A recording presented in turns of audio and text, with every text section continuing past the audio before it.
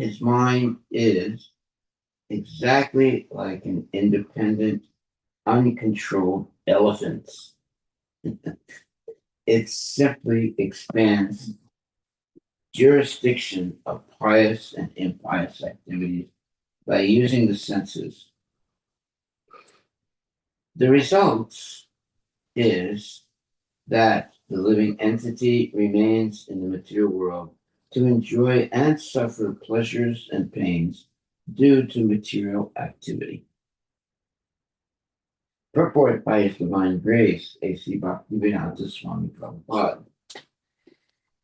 In the Chaitanya Charitamrita, it is said that material, pious, and impious activities are both opposed to the principle of devotional service.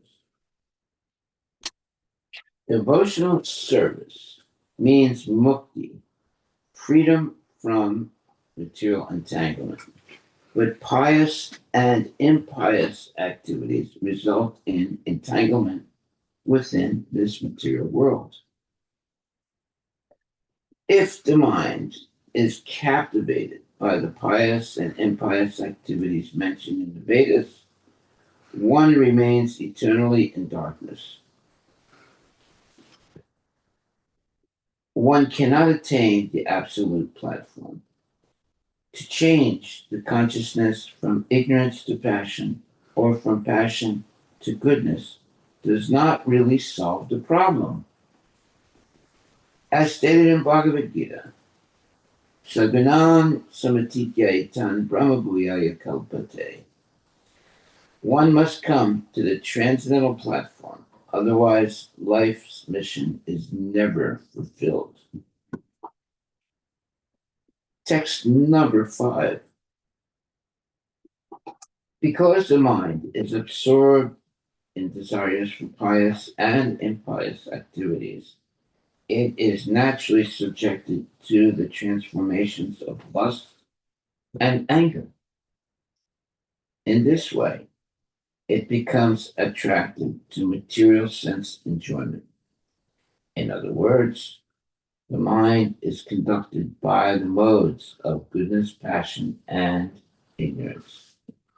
There are 11 senses and 5 material elements. And out of these 16 items, the mind is the chief. Therefore, the mind brings about birth in different types of bodies among demigods, human beings, animals, and birds. When the mind is situated in a higher or lower position, it accepts the higher or lower material bodies.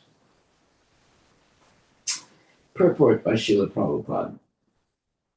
Transmigration among the 8,400,000 species is due to the minds being polluted by certain material qualities.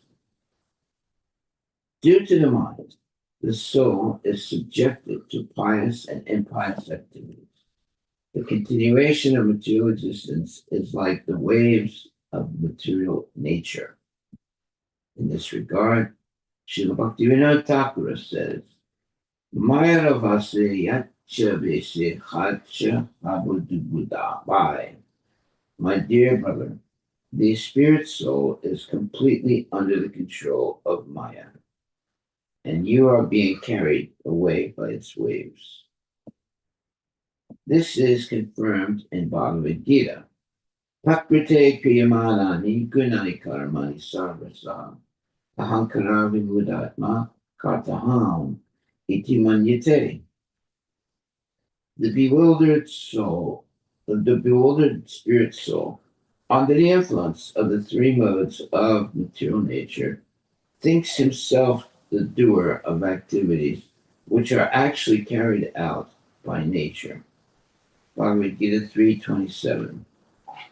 Material existence means being fully controlled by material nature.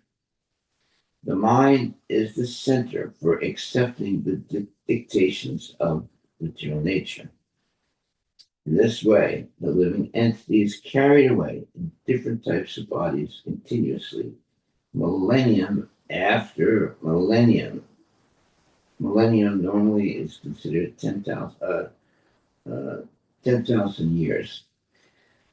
Krishna Bodhi Se Jiva Anadi Bahirmukha Ateva Maya Tare Dea Samsara Dukkha. Chaitanya Charitamrita Madhya 20.117. Due to the living entity's forgetfulness of Krishna, one is bound by the laws of material nature. Yes, forgetfulness of Krishna is a disease. uh, what kind of disease? The disease of forgetting Krishna. And it's lethal because when you forget Krishna, you can commit any kind of sinful activity and think that it's normal, which is not true. Okay, text number 6. The materialistic mind, covering the living entity's soul, carries it to different species of life. This is called continued material existence. Due to the mind, the living entity suffers or enjoys material distress and happiness.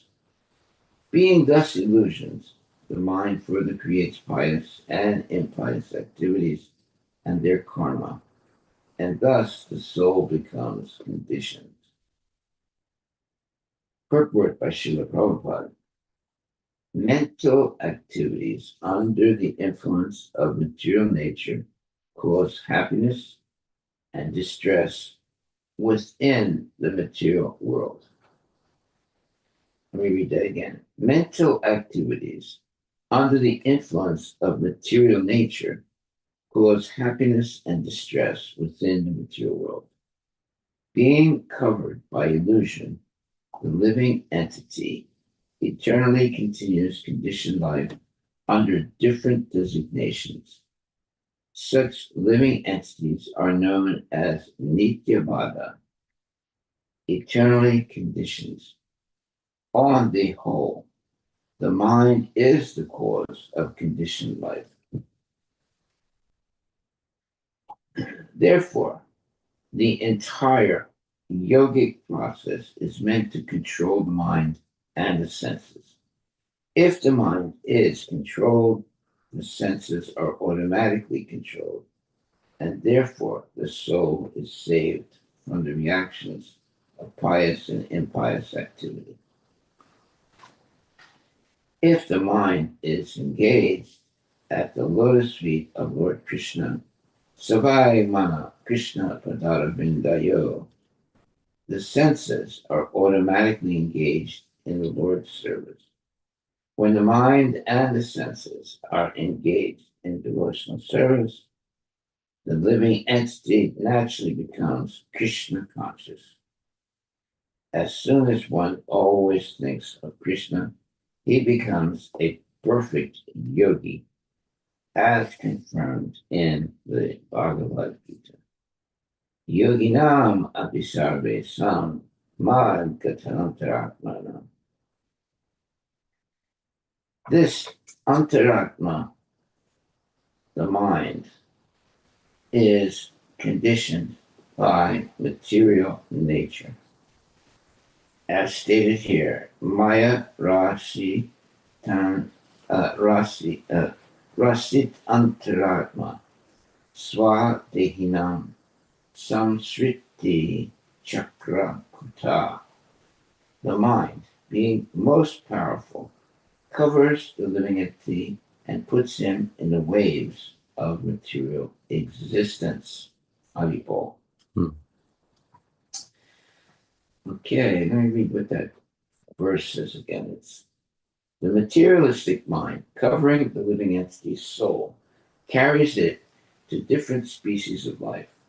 This is called conditioned material existence. Due to the mind, the living entity suffers or enjoys material distress and happiness.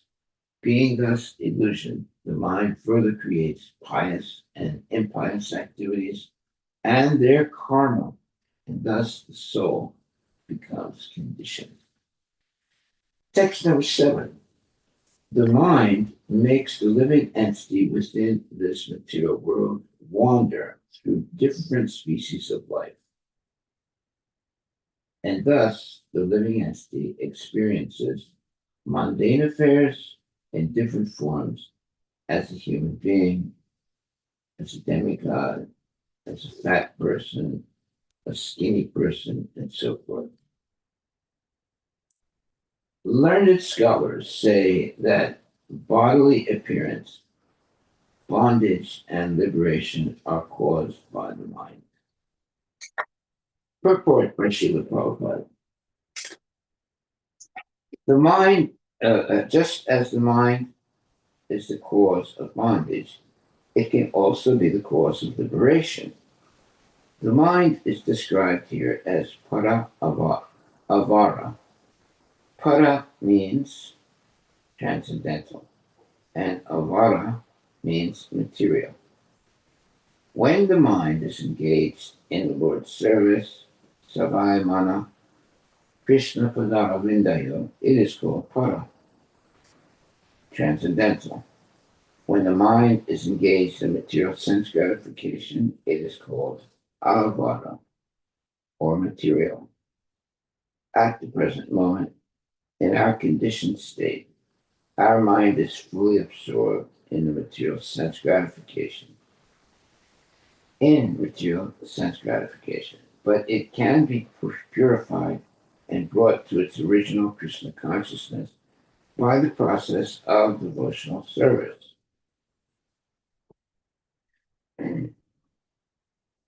We have often given the example of Ambarisha Maharaj.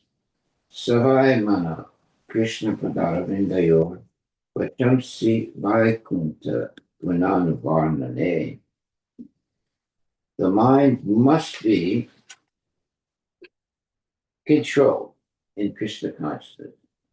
The tongue can be utilized to spread the message of Krishna and glorify the Lord or take prasada, the remnants of food offered to Krishna. Sevan mukehi jivado, when one utilizes the tongue in the service of the Lord, the other senses can become purified, as stated in the Narada Pancharatra. Sarvapadi vinirmuktam tatparatvena nirmalam. When the mind and senses are purified, one's total existence is purified, and one's designations are also purified. One no longer considers himself a human being, a dog, a cat, dog, Hindu, or Muslim, and so forth. When the senses and minds are purified and one is fully engaged in Krishna's service, one can be liberated and return home back to Godhead. Haribol.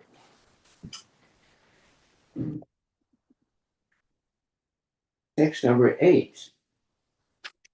When the living entity's mind becomes absorbed in the sense gratification of the material world, it brings about his conditioned life and suffering within the material situation.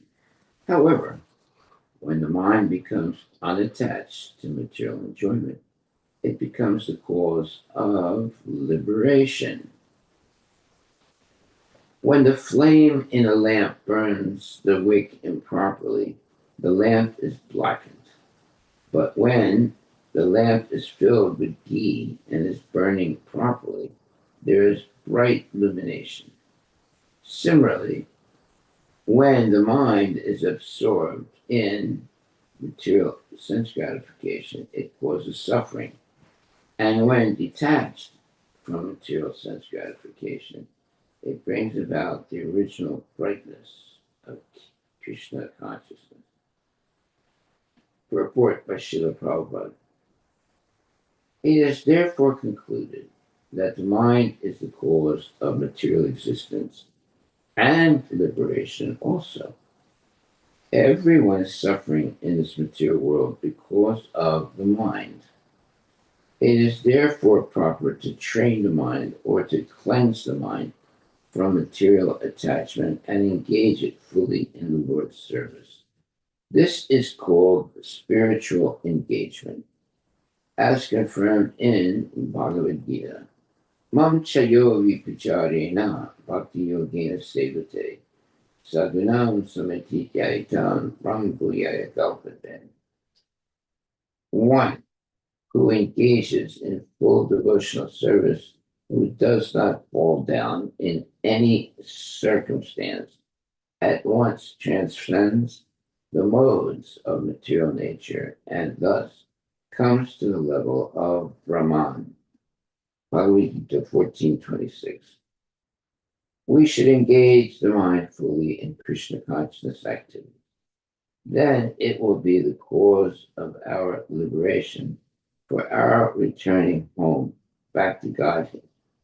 However, if we keep the mind engaged in material activities for sense gratification, it will cause continuous bondage and will make us remain in this material world in different bodies, suffering the consequences of our duties, our different actions, and suffering the consequences of our different actions. Text 9.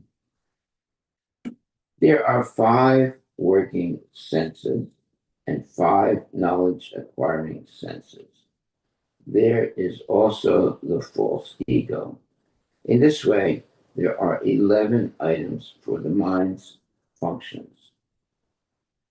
O hero, the objects of the senses, such as sound and touch, the organic activities, such as evacuation, and different types of bodies, society, friendship, and personality, are considered by learned scholars considered by learned scholars the fields of activity for the functions of the mind. Purport by Srila Prabhupada. The mind is the controller of 5 knowledge acquiring senses and the 5 working senses. Each sense has its particular field of activity. In all cases, the mind is the controller or owner, but by the false ego, one thinks oneself the body and thinks in terms of my body, my house, my family, my soul, society, my nation, and so on. These false identifications are due to the expansions of the false ego. Thus, one thinks that he is this or that. Thus, the living entity becomes entangled in material existence.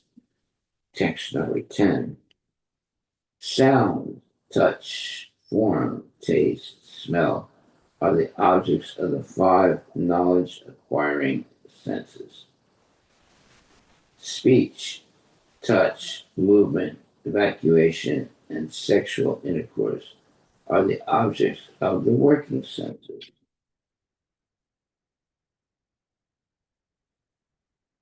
Besides this, there is another conception by which one thinks, this is my body, this is my society, this is my family, this is my nation, and so forth. This 11th function, that of the mind, is called the false ego. According to some philosophers, this is the 12th function, and its field of activity is the body. Purport by Srila Prabhupada. There are different objects for the 11 items. Through the nose, we can smell. By the eyes, we can see. By the ears, we can hear. And in this way, we gather knowledge. Similarly, there are the karmendriyas, the working senses, the hands, legs, genitals, rectum, and rectum, mouth, and so forth. When the false ego expands, it makes one think, this is my body, my family, society, my country, etc. Text 11. The physical elements, nature, the original cause, culture, destiny, and the time element are all material causes. Agitated by these material causes, the 11 functions transform into hundreds of functions, and then into thousands, and then into millions. But all of these transformations do not take place automatically, but by mutual combination. Rather, they are under the direction of the Supreme Personality of Godhead.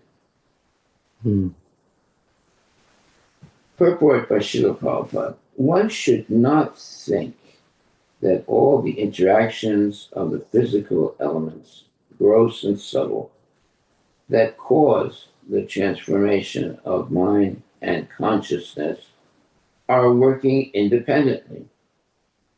No. They are under the direction of the Supreme Personality of Godhead.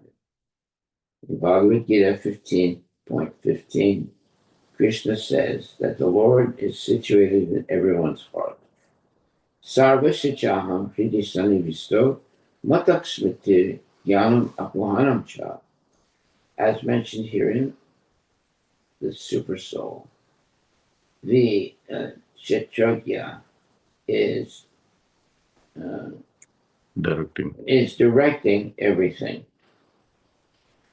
The living entity is also Kshetragya, but the Supreme Kshetragya is the Supreme Personality of Godhead. He is the witness and order giver. Under his direction, everything takes place. The different inclinations of the living entity are created by his own nature or his expectations, and he is trained by the Supreme Personality of Godhead through the agency of material nature. The body, nature, and the physical elements are under the dictation of the Supreme Personality of Godhead. They do not function automatically. Nature is neither independent nor automatic. As conditioned in Bhagavad Gita, as confirmed in Bhagavad Gita, the Supreme Personality of Godhead is behind nature.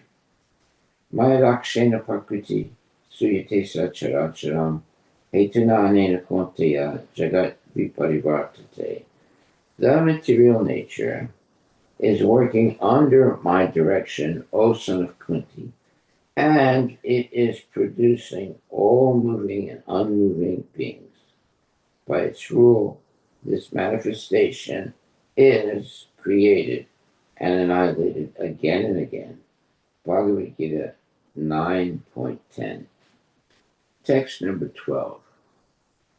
Chetragya eta manaso vibhutir jivasya maya rachitasya nitya avirhita kvapi tirohitascha sudho vichaste hi avisuddha kartu. The individual soul, bereft of Krishna consciousness, has many ideas and activities created in the mind by the external energy. They have been existing from time immemorial.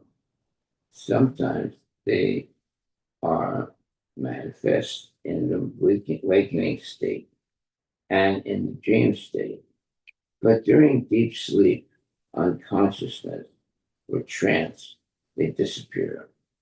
A person who is liberated in life or Jivan Mukta can see all these things vividly.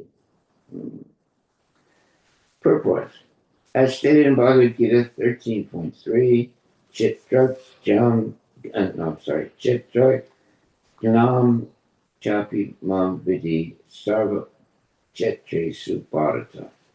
There are two kinds of Chitragya, or living beings.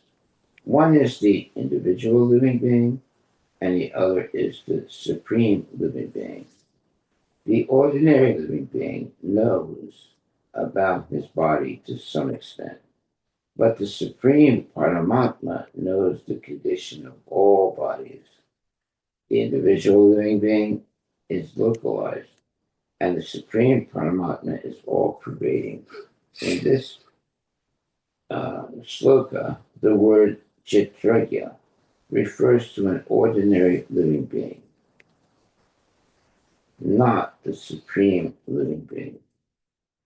This ordinary living being is of two kinds, Nityabhada or Nityamukta. One is eternally conditioned and the other eternally liberated. The eternally liberated living beings are in the Vaikuntha Jagat, the spiritual world, and they never fall down, or they never fall into the material world. Those in the material world are the conditioned souls. Nityabhada. The Nityabhadas can become liberated by controlling the mind because the cause of conditioned life is the mind. When the mind is trained and the soul is not under the mind's control, the soul can be liberated, even in this material world. When it is liberated, one is called Jivan Mukta. A Jivan Mukta knows how he has become conditioned. Therefore, he tries to purify himself and return home back to Godhead. The eternally conditioned soul is eternally conditioned because he is controlled by the mind. The unconscious state and the awakened state. I'm sorry. Those who are sleeping and unconscious are eternally conditioned, but those who are awake understand that they are eternally part and parcel of the Supreme Personality of God, Krishna. Therefore, even in this material world, they engage in Krishna's service, as confirmed by Srila Rupa Goswami. Iha yasya harir dasye. If one takes to Krishna's service, he is liberated, even though he appears to be conditioned, a conditioned soul within the material world. Jivan Mukta Sa Uchite, in any condition, one is to be considered liberated if his only business is to serve Krishna. Very good knowledge. Text 13 and 14. There are two kinds of chitragya, the living entity, as explained above, and the Supreme Personality of Godhead, who is explained as follows. He is the all-pervading cause of creation. He is full in himself and is not dependent on others. He is perceived by hearing and direct perception. He is self-effulgent and does not experience birth, death, old age, or disease. He is the controller of all demigods, and beginning with Lord Brahma, he is called Narayana, and he is the shelter of living entities. After the annihilation of this material world, he is full of all opulences, and he is the resting place of everything material.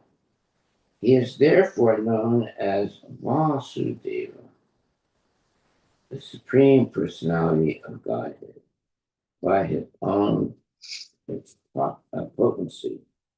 He is present within the hearts of all living entities, just as the air or vital force is within bodies of all beings, moving and non-moving in this way. No, I'm sorry. it's ending there. Yeah. In this way, he controls the body, and in his partial feature, the Supreme Personality of Godhead enters all bodies and controls them. This is confirmed in Bhagavad Gita 15:15. Sarva Sichaham Hridisanavisto Matak Smriti Jnanam Apahanam Cha. Every being is controlled by the Supreme Being, Paramatma, who resides within everyone's heart. He is the Purusha Avatara, who creates this material world. The first Purusha Avatara is Mahavishnu, and that Mahavishnu is the plenary portion of the of the Supreme Personality of Godhead, Krishna. Krishna's first expansion is Baladeva, and his next expansions are Vasudeva, Sankarsana, Aniruddha, and Pradyumna. Vasudeva is the original cause of the Brahma Jyoti, and the Brahma Jyoti is the expansion of the rays of body of Vasudeva. And then the quote, the next quote is Yasya Prabha Prabhavato Jagananda Koti Koti Swasesa Vasudadi Vibhuti Binam Tad Brahmanis Kalamanam Tamasesa Bhutam Govinda Madhipurisham Tamaham Bhajami. I worship Govinda, the primeval Lord, who is endowed with great power. The glowing effulgence of his transcendental form is the impersonal Brahman, which is absolute, complete, and unlimited, and which displays the varieties of countless planets, with their different opulences in millions and millions of universes. Brahma Samhita 5.40. The Supreme Person, the Supreme Personality of Godhead is thus described in Bhagavad Gita. Mayatatam midam sarvam jagat avyaktamurtina matstani sarvabhutani nachaham tesa avastita. By me, in my unmanifested form, this entire universe is pervaded. All beings are in me, but I am not in them. Bhagavad Gita 9.4. This is the position of the plenary expansions of Krishna as the all-pervading Vasudeva, Sankarsana, Pradyumna, and Aniruddha. Text number 15. My dear King Rahudana, as long as the conditioned soul accepts the material body, and is not freed from the contamination of material enjoyment. And as long as he does not conquer his six enemies and come to the platform of self realization by awakening his spiritual knowledge, he has to wander among the different places and different species of life in this material world.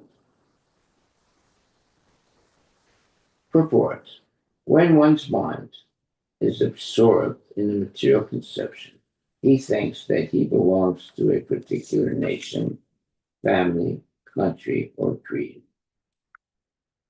These are all called upadis, meaning designations, and one has to begin coming free uh,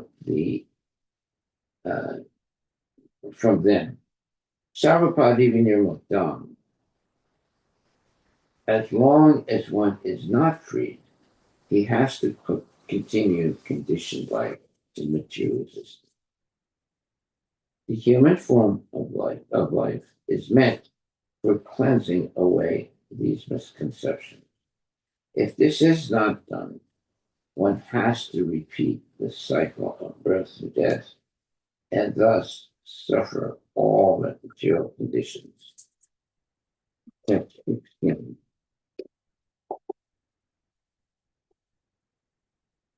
The soul's designation, the mind, is the cause of all tribulations in the material world. As long as this fact is unknown to the conditioned living entity, he has to accept the miserable condition of the material body and wander within the universe in different positions because the mind is affected by disease, lamentation, and illusion.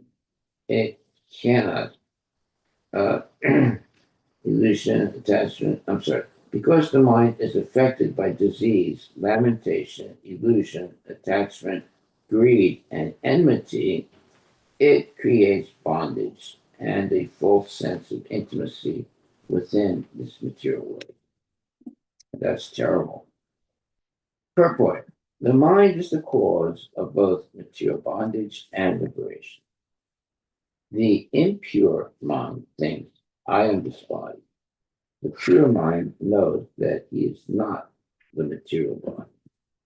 Therefore, the mind is considered to be the root of all material designations. Until the living entity is aloof from the association and contaminations of this material world, the mind will be absorbed in such material things as birth, death, disease, illusion, attachment, greed, and enmity. In this way, the living entity is conditioned and he suffers material miseries. Let me read that again. Until the living entity is aloof from the association and contaminations of this material world, comma, the mind will be absorbed in such material things as birth, death, disease, illusion, attachment, greed, and enmity, hatred. It is this way. In this way. In this way, the living entity is conditioned and he suffers material miseries. Text 17. This uncontrolled mind is the greatest enemy of the living entity. If one neglects it or gives it a chance, it will grow more and more powerful and will become victorious. In other words, it will defeat all the good, let's say, qualities of a human being. Although it is not factual, it is very strong. It covers the constitutional position of the soul. O king, please try to conquer this mind by the weapon of service to the lotus feet of the spiritual master and of the Supreme Personality of God. Do this with great care. Okay, so the mind can be the enemy of living entity, the uncontrolled mind can be the greatest enemy of the living entity. And if someone neglects it or gives it a chance, it will grow more and more powerful and will become victorious. What's that mean? Well, when the mind takes over, one forgets Krishna and engages in all kinds of sinful activities. Okay. Purport by Srila Prabhupada. There is one easy weapon with which the mind can be controlled. Neglect. That's a great way of saying things. The mind is always telling us to do this or that. Therefore, we should be very expert in disobeying the mind's orders. Gradually, the mind should be trained to obey the orders of the soul. It is not that one should obey the orders of the mind. Srila Bhakti Siddhanta Saraswati Thakura used to say that to control the mind, one should beat it with shoes many times, just after awakening, and again before going to sleep. Yeah, but you gotta get an old shoe to do that. You don't want to mess up your good shoes. In this way, one can control the mind. This is the instruction of all the Shastras. If one does not do so, one is doomed to follow the dictations of the mind. Another bona fide process is to abide strictly by the orders of the spiritual master and engage in the Lord's service. Then the mind will be automatically controlled. Sri Chaitanya Mahaprabhu has instructed Srila Rupa Goswami, Brahmanda Brahmite Kona Bhagyavan Jiva Guru Krishna Prasade Paya Bhakti Lata Bija. When one receives the seed of devotional service by the mercy of the Guru and Krishna, the Supreme Personality of Godhead, one's real life begins. If one abides by the orders of the spiritual master, by the grace of Krishna, he is freed from service to the mind. Thus end the Bhakti Vedanta purports of the 5th canto, 11th chapter of the Srimad Bhagavatam, entitled Jada Bharata Instructs King Rahugana. Okay. Chapter 12. Conversations between Maharaj Rahugana and Jada Bharata. Because Maharaj Rahugana was still doubtful about his enlightenment, he asked the Brahmana Jadabharata to repeat his instructions and clarify ideas he could not understand. So you see, this is real hearing. Sometimes you have to repeat things over and over again before you actually understand them. So repetition is a principle of Vedic instruction. Some people say, oh, well, I already heard that. That doesn't mean you understood it, though. Yes. So the repetition is very important in Vedic knowledge. In this chapter, Maharaj Rahugana offers his respectful obeisances to Jadabharata, who was concealing his real position. Well, his real position is that he's a pure devotee, right? But he was acting as if he was like a crazy guy. Mhm. The king could understand by his speech how exalted and advanced he was in spiritual knowledge. Yeah, so as long as a person remains quiet and doesn't say anything, you can't really understand who they are or what they are. It's only when they begin to speak that you can understand what is their position. The king could understand by his speech how exalted and advanced he was in spiritual knowledge. There it is. By his speech, he could understand how exalted and advanced Jadbharata was in spiritual knowledge. He very much regretted his offense against him. Maharaj Rahugana was bitten by the serpent of ignorance. Wow. That's the worst bite you can have. The serpent of ignorance, but was cured by the nectarian words of Jadabharata.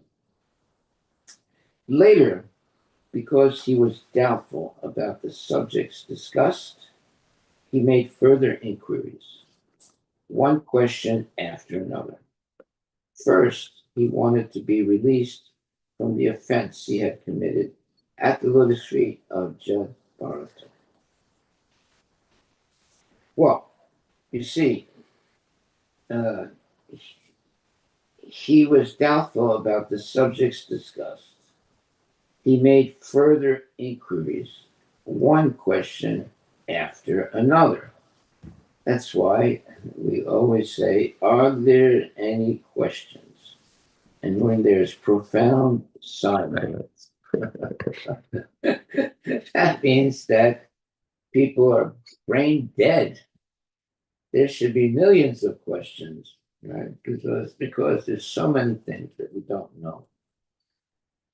Or so many things that we're not sure if we heard correctly or understand correctly. Maharaj Rahugana was somewhat unhappy at not being able to grasp Jadabharata's instructions,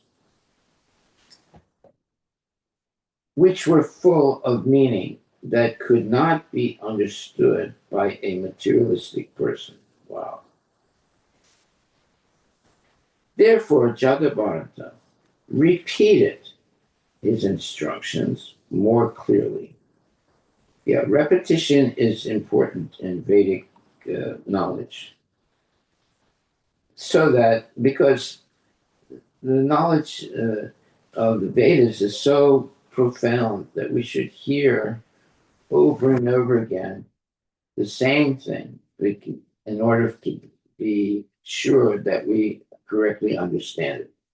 So repetition is very important in the Vedic culture. Therefore, Jadabharata repeated his instructions more clearly. He said that on the surface of the globe, all living entities, moving and unmoving, were but transformations of the earth in different ways. Yeah, because our body is made of earth. The mind is also made of earth. The soul, however, is not made of earth. It is transcendental, spiritual, uh, uh, spiritual matter. There's material matter and there's spiritual matter. The king was very proud of his king's body, but that body was simply another transformation of the earth. Out of his false prestige, the king was misbehaving toward the palanquin carrier as a master toward a servant, and he was actually very unkind to other living entities, Consequently, King Rahugana was unfit to give protection to the citizens. And because he was ignorant, he was unfit to be counted among advanced philosophers. Everything in the material world is but a transformation of the earth. Although things have different names according to their transformations, actually, varieties are one and the same, and ultimately all these varieties are vanquished into atoms. Nothing is permanent in this material world. The variety of things and their distinctions are simply mental concoctions. The absolute truth is beyond illusion and is manifest in three features: impersonal Brahman, localized Paramatma, and the Supreme Personality of Godhead. Ultimate realization of the absolute truth is the Supreme Personality of Godhead, called Vasudeva by his devotees. Unless one is blessed with the dust of the feet of a pure devotee on his head, one cannot possibly become a devotee of the Supreme Personality of Godhead. Now, see, that's a very, very interesting statement that we should take seriously. That means that what? Unless one is blessed by the dust of the feet of a pure devotee on his head, one cannot possibly become a devotee of the Supreme Personality of Godhead. That means that one must be completely surrendered to the bona fide spiritual master. And that means that the false ego has to be purified, and one must be very, very surrendered to following the instructions of the spiritual master and not deviate at all. Jadabharata also told about his own previous birth and informed the king that by the grace of the Lord, he still remembered all the incidents of his past life. Well, that's very, let's say, rare to be able to remember all the incidents of your previous lives. That's only that type of understanding is given only to great devotees. Due to the activities of his past life, Jadabharata was being very cautious and was therefore assuming the characteristics of a deaf and dumb man to avoid mingling with the material world.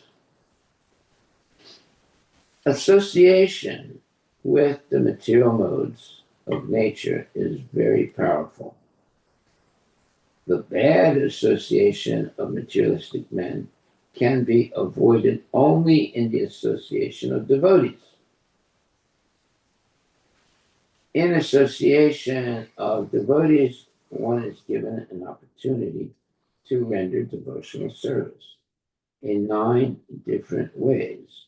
Shravanam, Kirtanam, Vishnu, Smaranam, Padasevanam, Archanam, Vandanam, Dasyam, Satyam, Atmanivedanam. In this way, in the association of devotees, one can pass over material association, cross over the ocean of nescience, and return home back to Godhead. Okay, well, that settles the question. We should always be in the association of devotees and always hear lectures by genuine devotees and always uh, render devotional service in 9 different ways. Shravanam Kirtanam, hearing and repeating about Krishna. Smaranam, and remembering. Padasevanam, surrendering to the lotus feet of the Lord. Archanam, Vandanam, Dasyam, Sakyam, Atmanivedanam. Ultimately, completely surrendering to the Lord. In this way, in the association of devotees, one can pass over the material association, cross over the ocean of nescience. That means to forget all nonsense that we learned in mundane knowledge and return home back to Godhead. Yeah, all the nonsense that we learn in mundane knowledge is actually a gigantic hoax that keeps us in the throes of material nature. Nowadays, there's no real education. There's indoctrination. There's a big difference. Once you look that up, the word indoctrination. People think this is education, but actually it is indoctrination.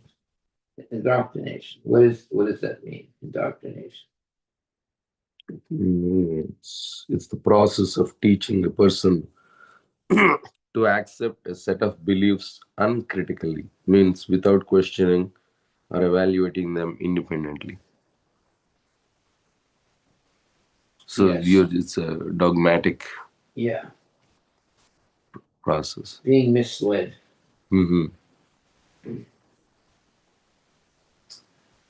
Okay. Now we're in text 1. That was the introduction. Now we're on text 1. King Rahuda said, O most exalted personality, you are not different from the Supreme Personality of God. By the influence of your true self, all kinds of contradiction in the Shastras have been removed. In the dress of a friend of a Brahmana, you are hiding your transcendental blissful position. I offer my respectful obeisances unto you. Well, you see, King Rahugana now is beginning to understand Jad Bharata, for who he actually is. Purport from the Brahma Samhita, we understand the Supreme Personality of Godhead is the cause of all causes. Sarva Karana Karana. Well, see, now that's a very profound statement.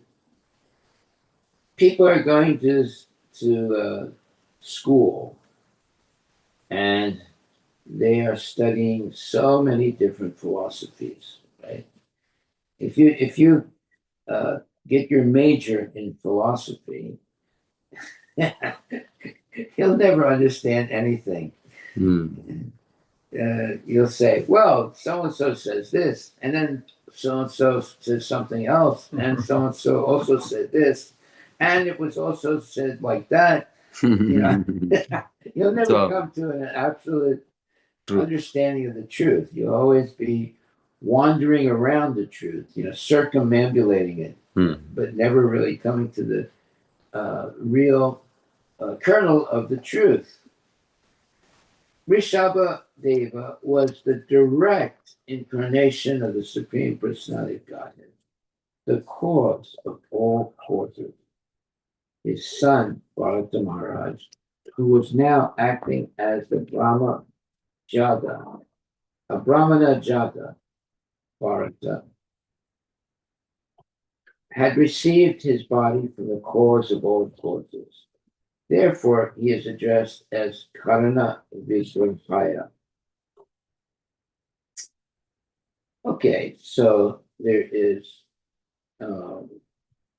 Bharata Maharaj, and before that, Rishabhadeva, who's the direct incarnation of the Supreme Personality Godhead, the cause of all causes, and his son, Bharata Maharaj, who is now acting as Brahma Jada Bharata, which means he received his body from the cause of all causes. Therefore, he is addressed as Karana Vigrahaya. Well, the cause of all causes is Krishna himself. So Jadbharata was educated by Krishna himself. Text 2. O best in Brahmanas, my body is filled with dirty things, and my vision has been bitten by the serpent of pride. Oh, and that is a very powerful statement. My vision has been bitten by the serpent of pride. Just imagine a snake that bites you in your eyes, right? Puts poison in your eyes. Yeah, that's what happens when you watch television, listen to nonsense philosophies, things like that. They bit due to my material conception. I am diseased. Your nectarian instructions are the proper. By the way, when you go to school, you only learn mundane things. They don't teach you transcendental knowledge. So that's why he's saying here, your nectarian instructions are the proper medicine for one suffering from such a fever, and they are cooling waters for one scorched by the heat. Purport by Srila Prabhupada. The conditioned soul has a body full of dirty things, bones, blood, urine, stool, and so forth. Nonetheless, the most intelligent men in this material world think they are these combinations of blood, bone, Prabhupada is amazing, urine, and stool. If this is so, in other words, they think I am this body, right? Why can't other intelligent men be made with these ingredients, which are so readily available? The entire world is going on under the bodily conception. What is the bodily conception? Blood, bone, urine, and stool. The entire world is going on under the bodily conception and creating a hellish condition unfit for any gentleman's living. The instructions given to King Rahudana by Jadabharata are very valuable. They are like the medicine that can save one from a snake bite. And what is the snake bite? Mundane knowledge. The Vedic instructions are like nectar and cool water for one suffering from scorching heat. Wow, beautiful. Okay, now we'll do one more verse. Text 3. Whatever doubts I have about a particular subject matter, I shall ask you about later. For the time being, these mysterious yoga instructions you have given me for self-realization appear very difficult to understand. Please repeat them. Yeah, repetition is a major principle in spiritual knowledge.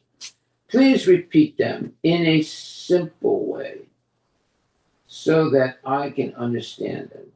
My mind is very inquisitive. See, when you have an inquisitive mind, you always ask questions. You never think, oh, I heard this too many times. No, you always ask questions. My mind is very inquisitive, and I want to understand this clearly. Purport. The Vedic instruction. No, the Vedic literature instructs Tasmat Gurum Prapadyeta Jignasu Sreya Uttamam. An intelligent man must be very inquisitive. Inquisitive means asking questions to know the transcendental science deeply. Therefore, one must approach a guru, a spiritual master.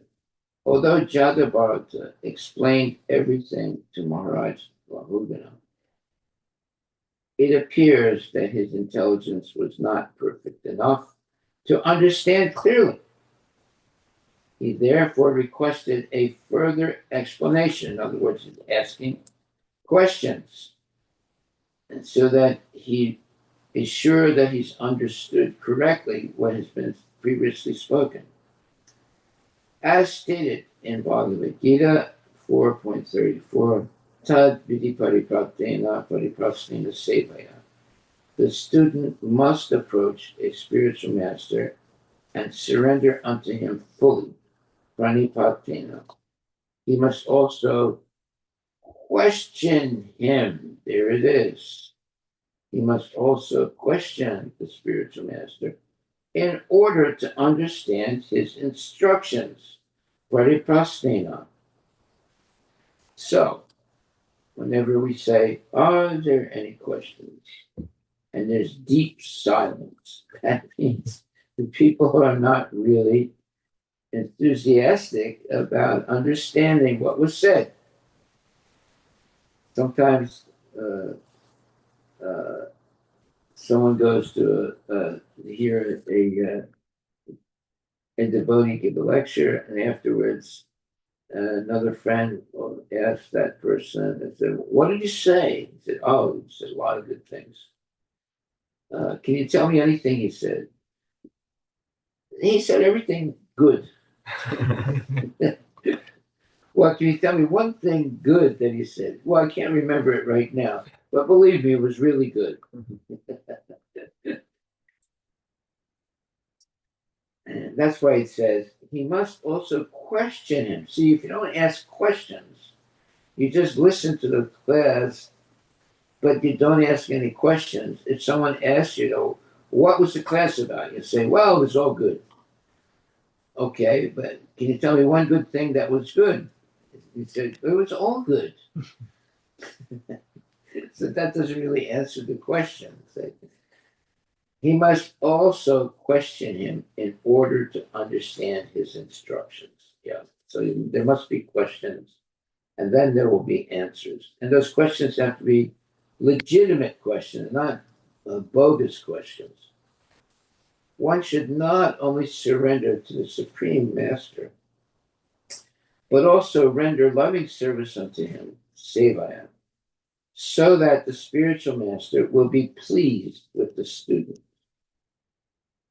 and explain the transcendental subject matter more clearly. And you see, you have to be surrendered. You have to be surrendered to the teacher.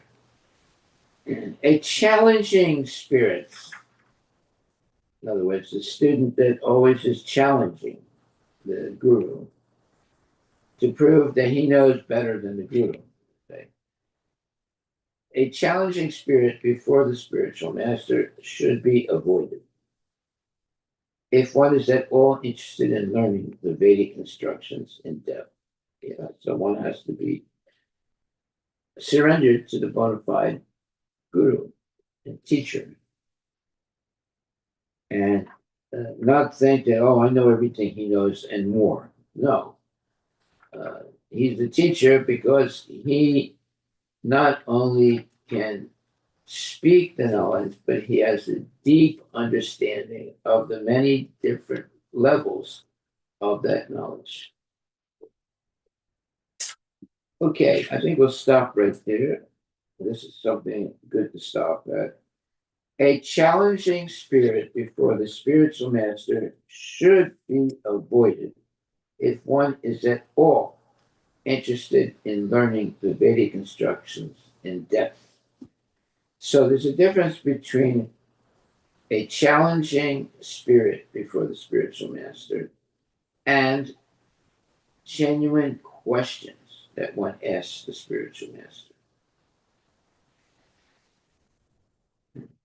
If one is always challenging the spiritual master, you'll never get the person who's doing that will never get knowledge of Krishna consciousness. And that's why it says a challenging spirit before the spiritual master should be avoided if one at all interested in learning the Vedic instruction in depth. So when you're dealing with a spiritual master, first of all, you have to be surrendered to the spiritual master after you're convinced that he is the bona fide spiritual master. And therefore, one should not have a challenging spirit in the company of the spiritual master, but must ask questions, bona fide questions, with a humble attitude. Otherwise, the spiritual master is not really going to be enthusiastic to instruct. If the students are always challenging. Okay, I think we'll stop right there. A challenging spirit before the spiritual master should be avoided if one is at all interested in learning the Vedic instructions in depth. That is our takeaway for today. Hare Krishna, Hare Krishna, Krishna Krishna, Hare Hare Ram, Hare Ram, Ram Ram. That's why it says here, Tad Vidi Paripatena Paripasena Sevaya. The student must approach a spiritual master and surrender unto him fully. That's what Pranipratena means. He must also question him in order to understand his instructions. Pariprasnena. You have to ask questions. If you don't ask any questions, you're not going to learn anything. One should not only surrender to the spiritual master, but also render loving service unto him, sevaya, so that the spiritual master would be pleased with the student and explain the transcendental subject matter more clearly. You see, with the way things are being conducted in schools today is completely opposite to what's being said here of the relationship between the student and the spiritual master. A challenging spirit before the spiritual master should be avoided if one is at all interested in learning the Vedic instructions in depth. Okay, thank you very much, my dear devotees. So, takeaway for today. Tad vidi paripatena paripastena sevaya. The student must approach a spiritual master and surrender unto him fully. That is called pranipatena. And also question him in order to understand his instructions. And that is pariprasnena. So every day when we come to class, we should be ready to be pranipatena and pariprasnena. Surrender unto the bona fide spiritual master and ask questions to understand what the spiritual master is saying. There it is. Pranipatena and pariprasnena. That is the culture of Krishna consciousness, the culture of the relationship of the guru and the disciple. One must be surrendered and one must understand the instructions by asking questions. Can't be any more clear than that. So they have these two words, panipratena, that means being surrendered, and pariprasnena means asking questions. Then you become educated. But if you just remain silent and not really surrendered to the guru, you're not going to learn anything. It'll be basically zero understanding.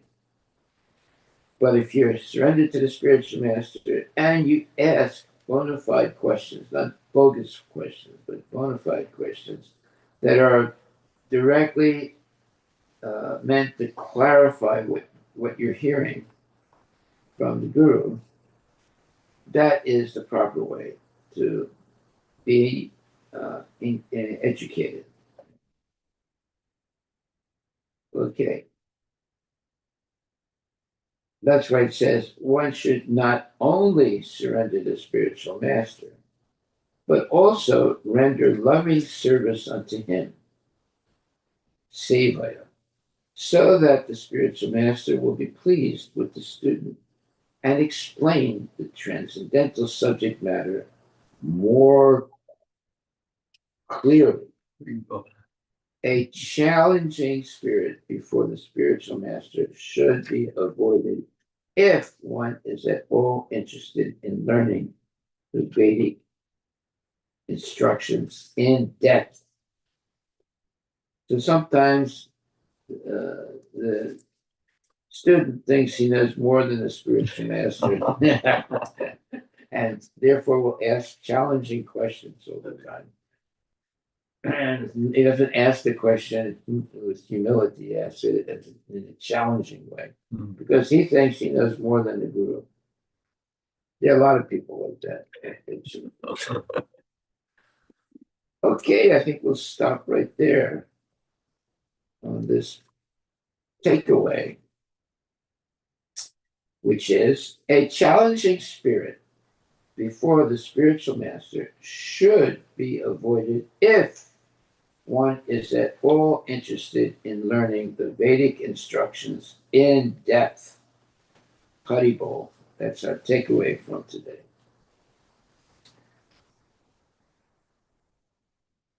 And it says, one should not only surrender to the spiritual master, but also render loving service unto him, so that the spiritual master will be pleased with the student and explain the transcendental subject matter more clearly.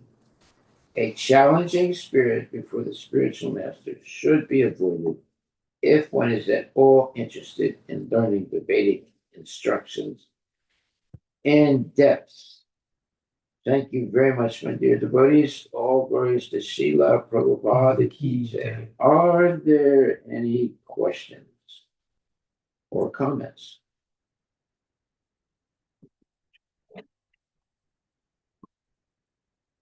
Any questions or comments? And we have to remember what we just read today. It says, he must also question him. In other words, the disciple must question the spiritual master in order to understand his instructions. So there's two things. There's pranipratena and there's pariprasnena. Pranipratena is surrendering unto the spiritual master, and pariprasnena is asking questions to the spirit of the spiritual master to understand his instructions. Therefore, it says one should not only surrender to the spiritual master, but also render loving service unto him, so that the spiritual master will be pleased with the student and explain the transcendental subject matter more clearly. A challenging spirit before the spiritual master should be avoided if one is at all interested in learning the Vedic instructions in depth, because there's many different levels of understanding Vedic knowledge. So therefore, there are two things that are essential. One is pranipatena, surrendering to the spiritual master, and pariprasnena, asking questions to the spiritual master. Hare Krishna Guru Maharaj, Dandavata Pranam. This is Mandakini Devidasi Maharaj. Hare Krishna. Hare Krishna. So Maharaj, one question about instructions from spiritual master. how do we understand? So there are a couple of small questions. How do we understand that we are able to follow instruction from our spiritual master and not doing something else? Then what do we do if we, let's say... Okay, wait a minute. Yeah. Let me answer that first question. Yeah. Sorry. You'll know if the spiritual master is pleased by your questions or by your behavior. Okay, go ahead. Second question. Whenever we are in this key situation, when we are not able to meet our spiritual master in person, how do we solve our questions in that time? Well, you can ask those questions to bona fide devotees. There's always going to be bona fide devotees in Krishna consciousness. So if for some reason or other your spiritual master is not present, you ask those questions to more advanced devotees. Okay. Yes, Maharaj.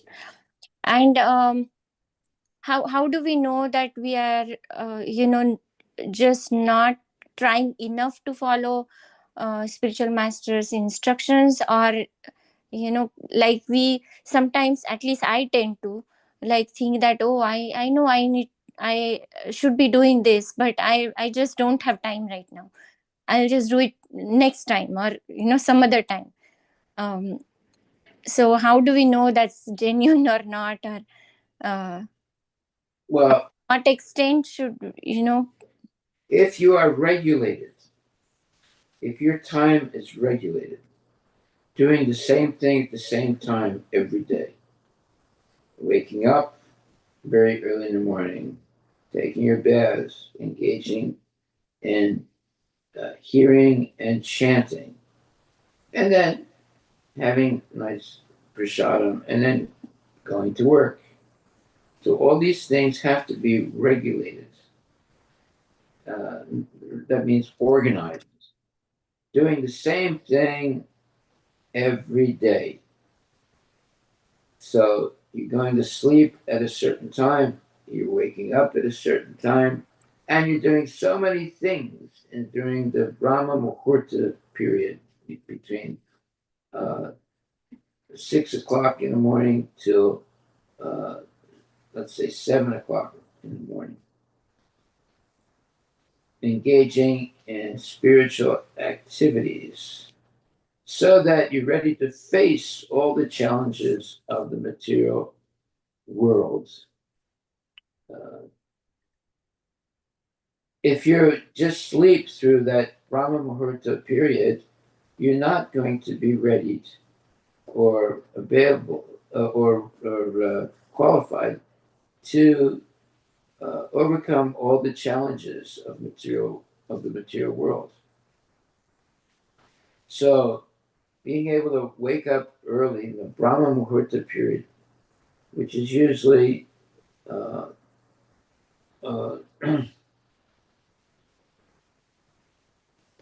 like 3 o'clock in the morning to like 7 o'clock in the morning. That's usually considered the Brahma Muhurta period, which is the most auspicious time for learning Krishna conscious knowledge. So if you're regulated and you're eating and sleeping and so forth, you'll be able to do that every day. And therefore, it's like getting a inoculation. They stick that needle in your arm like that. So every morning, you're getting inoculated again against Maya by hearing the lectures, asking questions, especially, and participating in the discussions. Mm-hmm. It's not just a one-way discussion. There should be questions and answers and discussion. Mm. Understand what is being said.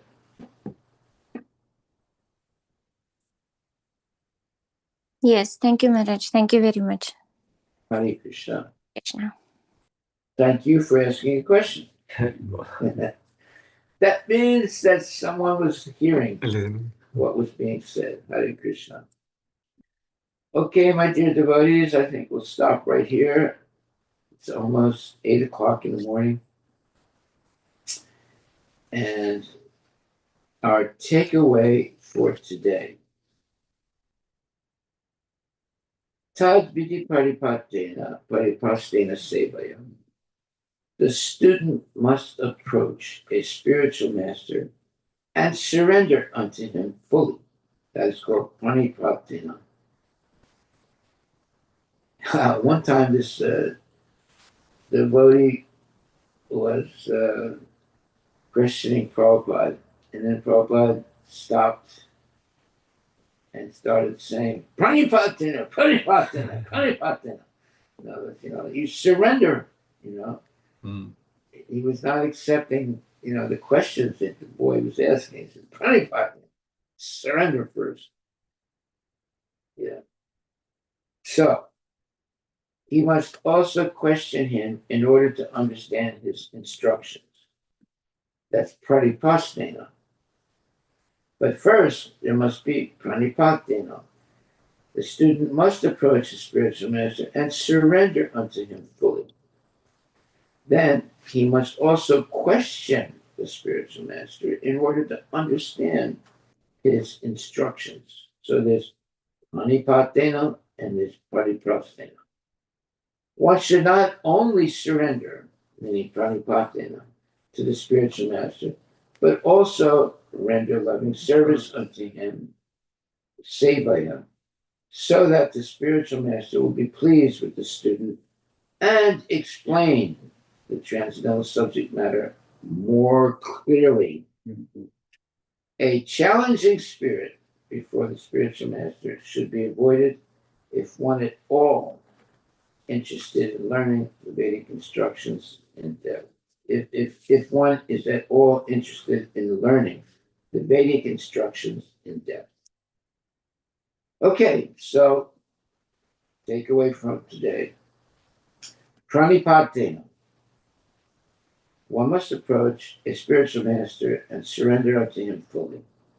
Pranipasena. He must also question the spiritual master in order to understand his instructions. One should not only surrender to the spiritual master, but also render loving service unto him, or sevaya, so that the spiritual master will be pleased with the student and explain the transcendental subject matter more clearly. A challenging spirit before the spiritual master should be avoided if one is at all interested in learning the Vedic instructions in depth. Okay, so Guru Maharaj, one more small question. So listening and this asking a question to spiritual master or your shiksha gurus is makes sense. That is of course important. But what do you think about? Is it also fine to discuss the topics of Bhagavad Gita and Srimad Bhagavatam with the other sadhakas, which may not be your shiksha gurus necessarily, like other sadhakas, like other devotees? There's nothing wrong with that. Yeah, I mean, sometimes, right? We don't know if we are discussing right content and in a right way. You don't know what? I don't know. It might happen that we might end up understanding the topic in a wrong way. I don't know. I mean, I think that will not happen as long as we stick to the Srila Prabhupada's commentaries. But I just wanted to understand if that is also okay to do on regular basis. Okay, what you said is true. If whatever is being said corresponds to what Prabhupada has been teaching, that is bona fide knowledge. And anything that diverts from Prabhupada's teaching should be rejected. Does that answer your question? Yes, I think I will take it as like we should strictly stick to the Prabhupada, what Prabhupada is saying. But to do that, you have to know what Prabhupada is saying. Right. I mean, stick to the books. Our basis, the basis for the discussion should be always the Based on the bona fide instructions of Srila Prabhupada. Now, to know Prabhupada's instructions, you have to read and hear about Prabhupada's instructions. Right? That way, you will know if someone is deviating or if someone is properly repeating what Prabhupada has said. See, the best preacher is a person who simply repeats what Prabhupada has said. Very well. And you don't have to memorize everything. You simply have to repeat what Prabhupada has said. So if you simply repeat what Prabhupada has said, that's the best teaching. Yes, that's a wonderful instruction, Maharaj. Thank you. Hare Krishna. Thank you very much, Mataji. All glories to Srila Prabhupada ki jai. Simply repeat what Prabhupada said, then you'll never make a mistake. But if you think, well, I'll embellish what he said like this and like that, well, then you might easily deviate from the real meaning of what Prabhupada said. Exactly. Simply repeat his words. People say, well, that's boring. No, it's not boring. It is the proper way to respect your spiritual master by repeating his words, not by changing things. Okay, thank you very much. We will stop now. It's 8:06. And please have a very good day. And the takeaway from today is Tad Vidi Paripatena Paripasnena Sevaya. So there are three important words here.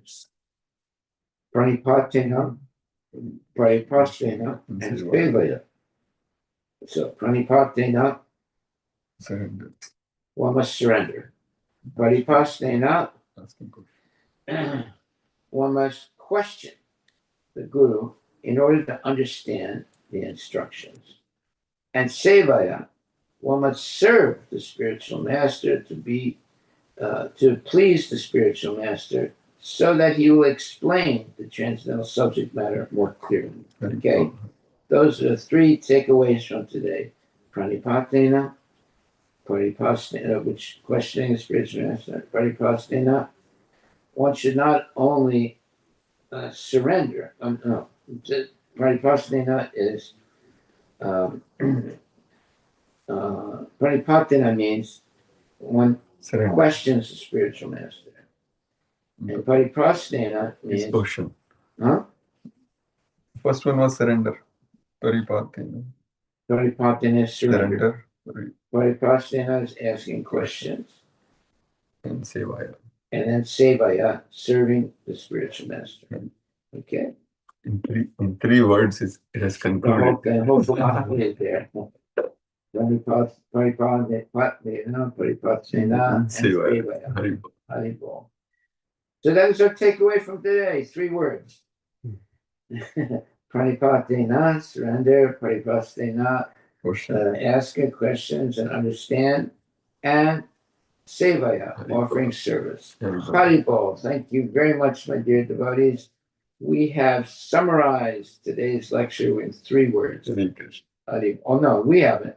Prabhupada has summarized it in three words. Hare Krishna. All glories to Srila Prabhupada. Okay, so we'll continue